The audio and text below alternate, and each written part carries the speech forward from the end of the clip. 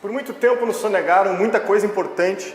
Seria impossível produzir uma série para abordar cada um dos aspectos que são relevantes para entender o cenário que a gente está inserido. É para isso que surge o Insight Brasil Paralelo. São documentários de curta duração, com um padrão de estética e didática do Brasil Paralelo, para abordar temas importantes e que nos preocupam na atualidade. O primeiro Insight do Brasil Paralelo chama-se Venezuela, uma tragédia do século XXI. No final de cada mês, vocês vão receber gratuitamente, através do nosso canal do YouTube, um novo Insight do Brasil Paralelo. É importante, antes de assistir esse vídeo, lembrar que todos os documentários e séries que vocês já conhecem, toda a estrutura que vocês estão vendo aqui atrás, depende única e exclusivamente dos membros que se tornam assinantes do Brasil Paralelo. Se você não sabe do que eu estou falando, clica no link na descrição e se informe sobre todas as vantagens de apoiar essa iniciativa para que ela continue acontecendo e produzindo seus documentários e ter acesso a um mundo de conhecimento exclusivo que só os assinantes têm acesso. Então, fique agora com o documentário e até breve.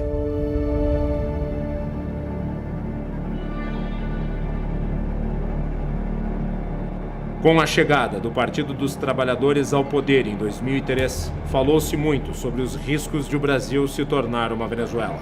Estamos em crise alimentaria no mundo. Brasil e Venezuela juntos, tomando medidas para enfrentar essa crise. Durante os últimos 15 anos, os dois países estiveram submetidos a partidos de esquerda e líderes políticos, colegas na organização supranacional denominada Foro de São Paulo. Quando tivemos a ideia de construir o Fórum de São Paulo. É possível reconhecer aspectos de nossa história no país vizinho? Que elementos levaram a Venezuela a regredir tanto em seus indicadores econômicos e sociais?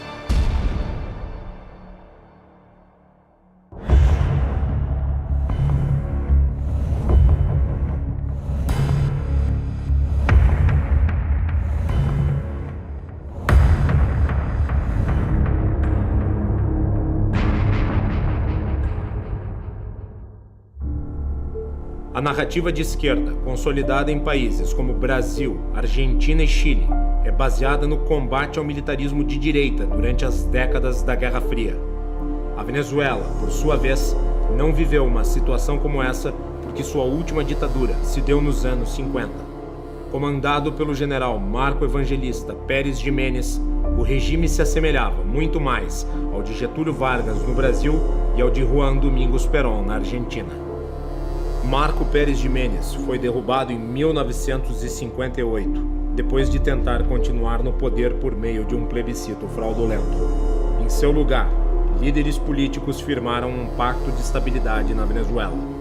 O acordo, chamado de Pacto de Punto Fijo, pregava o revezamento de diferentes partidos no poder e estabelecia uma agenda mínima que defendia estatização gradual no setor petroleiro, reforma agrária, grandes obras públicas e ênfase em políticas de bem-estar social. A consequência dessas políticas foi o aumento progressivo do Estado e do gasto público.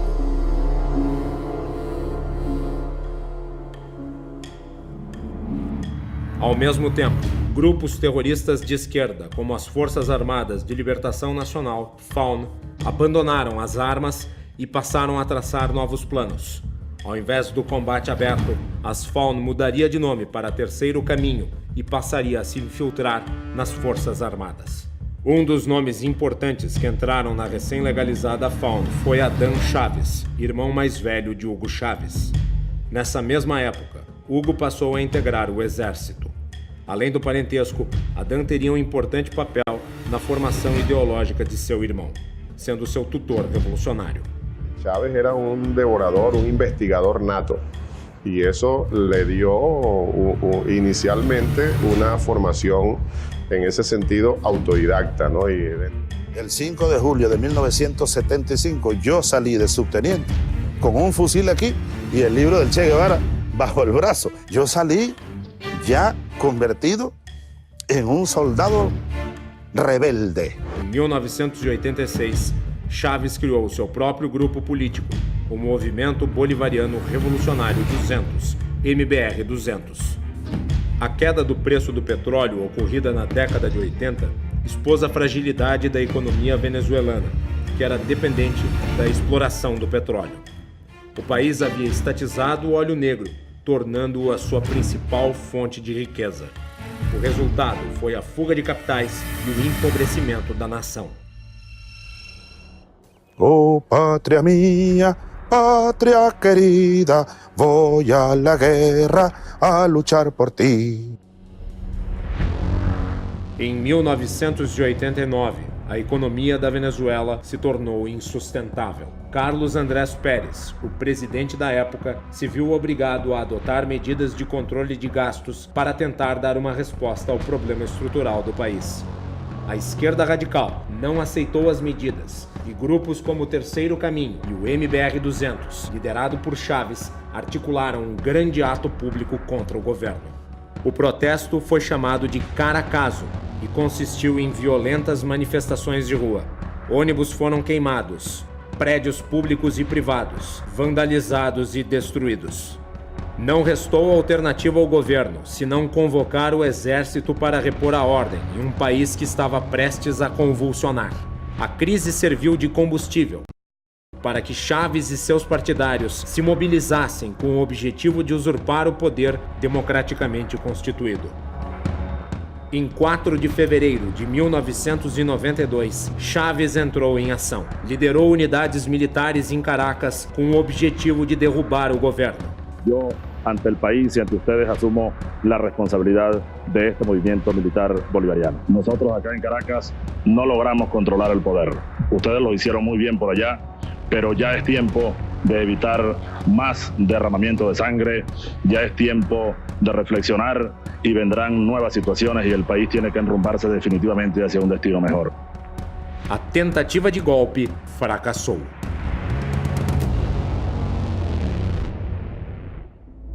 Erros táticos levaram Chávez e seus colaboradores a ficarem encurralados e sem comunicação.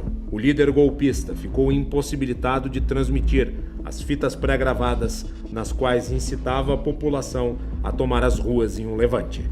Após cumprir 2 anos de prisão por liderar o golpe, Chávez abandonaria a carreira militar e adotaria as novas fórmulas de dominação política prescritas e orientadas pelo Foro de São Paulo.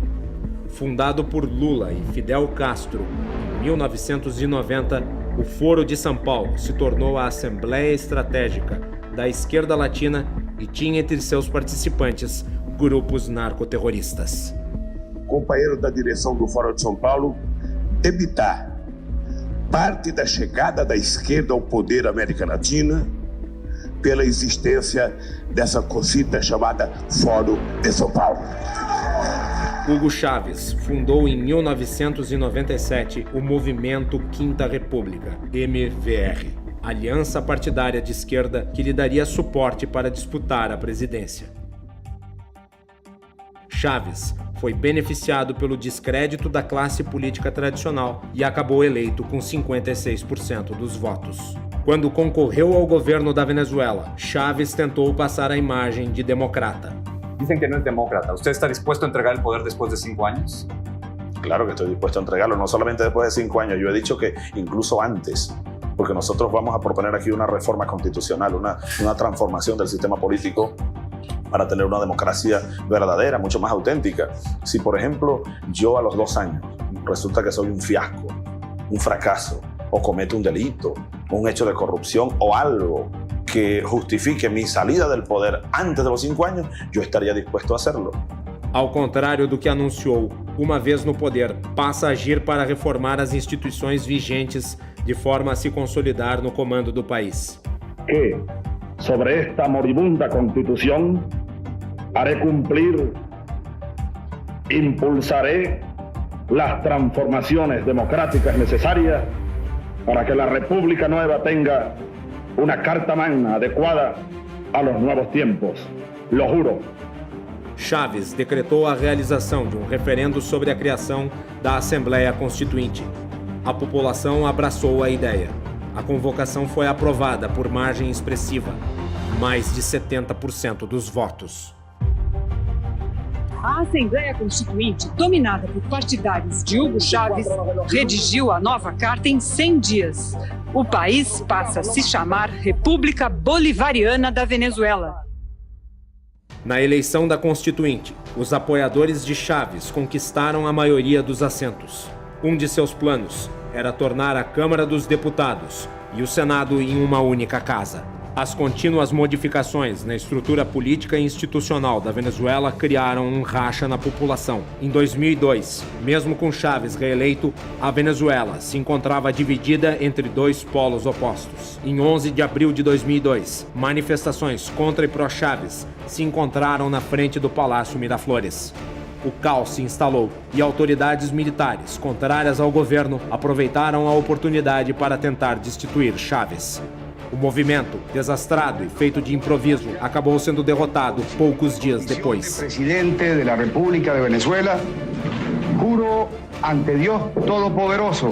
Chávez voltou ao poder depois que milhares de seus apoiadores tomaram as ruas do país. Com o argumento de ter sofrido um golpe, Chávez acentuou o radicalismo de suas ações e de seu regime. Responsabilizou os Estados Unidos e elegeu os membros da oposição e veículos de imprensa como inimigos. Entre suas ações, fechou a principal emissora do país, a Rádio Caracas Televisión. Se le acaba en marzo la concesión de televisión. Se le acaba en marzo. Também reformou a estrutura da estatal petrolífera PDVSA, demitindo milhares de funcionários que haviam entrado em greve em 2003. Com isso, vinculou o futuro da empresa ao seu projeto de poder. No campo político, reformou a Corte Suprema venezuelana, tornando-a um apêndice do Executivo. Ampliou o número de juízes de 20 para 32. Com indicações de cunho político, foram integrados à corte 12 novos magistrados, todos eles fiéis bolivarianos. Quando surgiu a empresa Smartmatic, os processos eleitorais venezuelanos se tornaram eletrônicos e passaram a sofrer contestação por parte da oposição. A Venezuela acentuou sua aliança com Cuba e procurou aproximar-se da política do Oriente Médio. Os erros estratégicos dos adversários foram determinantes para Chávez aprofundar sua agenda. Partidos de oposição se recusaram a participar do pleito legislativo, acusando a eleição de ser ilegítima e fraudulenta. Seus líderes imaginavam que a ausência serviria para afastar o povo da votação, mas não foi o que aconteceu.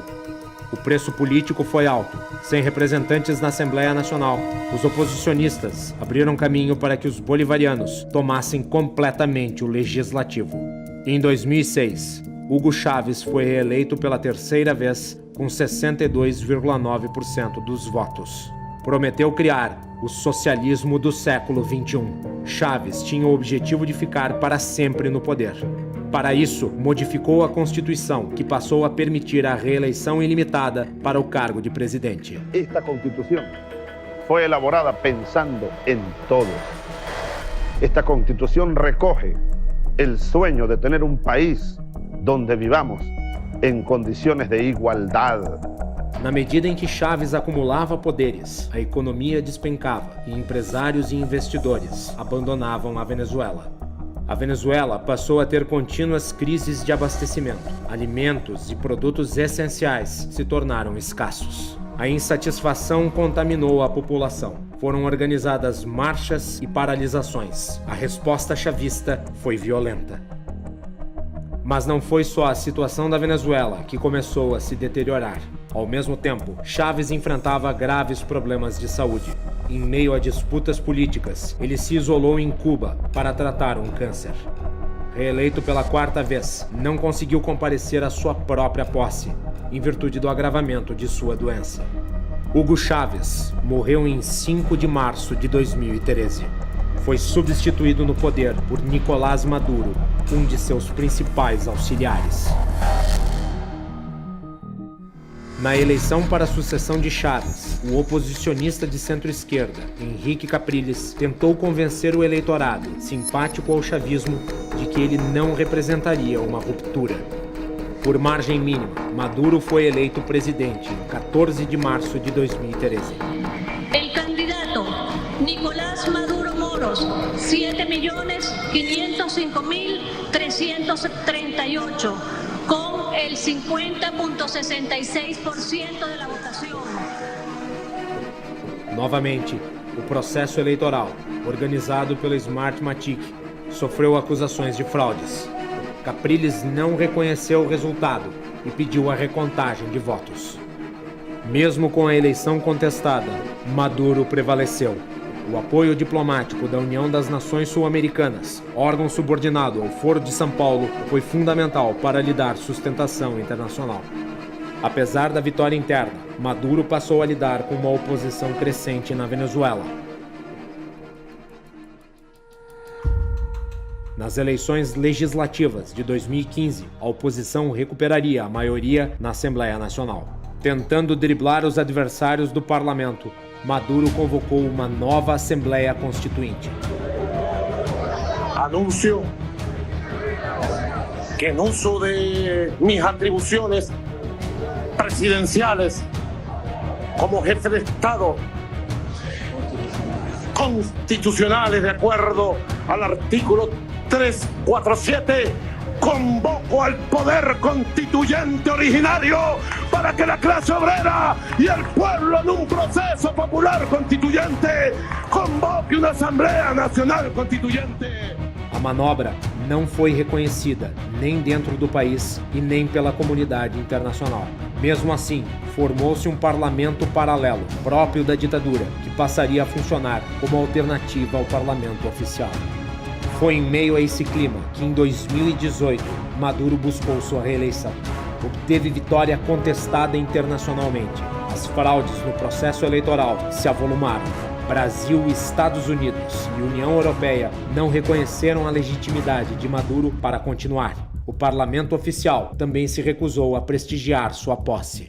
E na Venezuela, o presidente Nicolás Maduro foi reeleito para um novo mandato de 6 anos, numa votação marcada por alta abstenção e denúncias de fraude. Maduro disse que essa foi uma vitória contra o imperialismo.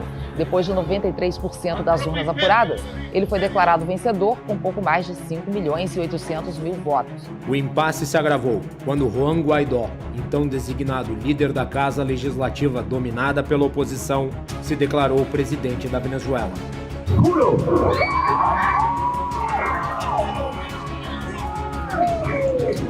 asumir formalmente las competencias del Ejecutivo Nacional como el presidente encargado de Venezuela. O mundo se dividiu. China e Rússia apoiaram o antigo regime. Já as nações ocidentais deram seu respaldo ao autoproclamado novo governante. Como a eleição de Maduro se deu por convocação da nova Assembleia Constituinte, controlada pelos chavistas e não pelo parlamento oficial, sua posse foi contestada como ilegal e ilegítima. Sem um presidente reconhecido, era Guaidó, o líder da Assembleia Nacional Constitucional, quem deveria assumir o governo interinamente. O processo de socialização da economia devastou a Venezuela, produzindo uma crise social sem precedentes. O desabastecimento frequente, já na época de Chávez, se aprofundou. Sem emprego e sem comida, parte da população iniciou um verdadeiro êxodo, fugindo para os países vizinhos. No âmbito interno, com o objetivo de esmagar os críticos, Maduro redobrou a repressão. Se no Brasil de 1964, as Forças Armadas tiveram um papel fundamental para evitar uma revolução comunista, na Venezuela foram elas seus principais agentes. A dificuldade da esquerda em implantar suas bases nas Forças Armadas do Brasil se deve ao fato de essa instituição ser majoritariamente positivista. O positivismo, ideologia que prega o conhecimento científico como única forma de conhecimento verdadeiro, já era muito disseminado entre militares brasileiros e foi a base intelectual do golpe que derrubou a monarquia e instaurou a república em nosso país em 1889. Com o fracasso da contaminação das Forças Armadas, a esquerda brasileira apostou na guerra cultural, que sempre foi desprezada pelos militares. A luta política passou a ser travada a partir do meio jornalístico e das universidades. Foi nesses ambientes que a esquerda criou a massa de militantes que apoiam o chavismo no Brasil. Não, só um minuto. Agora deixa eu só perguntar. Cuba é ditadura ou não? Não, não é uma ditadura. Gostem ou não, Maduro foi eleito com 67% dos votos do povo venezuelano. É isso aí. O senhor acha que a Venezuela é uma democracia? A Venezuela é uma democracia tão democrática quanto a brasileira e a americana.